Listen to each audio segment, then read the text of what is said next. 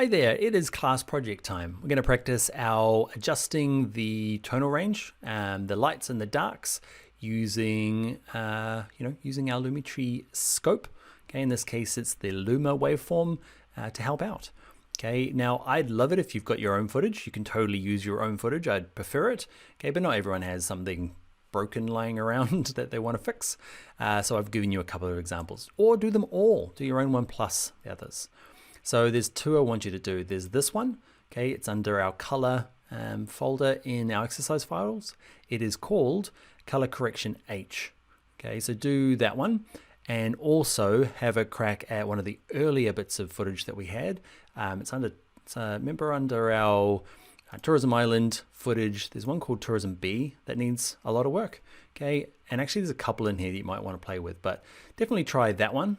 Okay, and that example there, plus your own one. The other little tip that I want to give you is this footage here.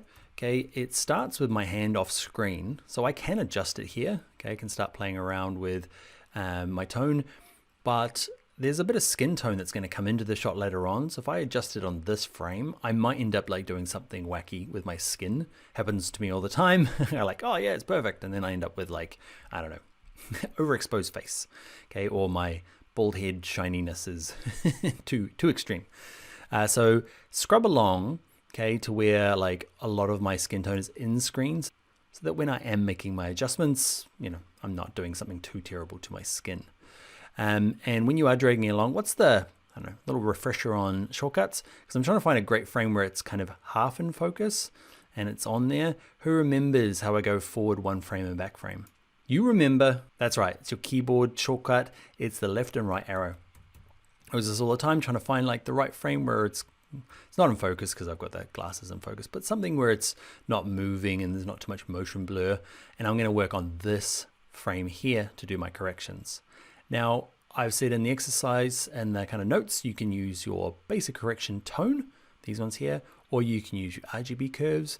You might end up diving into things like hue saturation curves. I don't mind.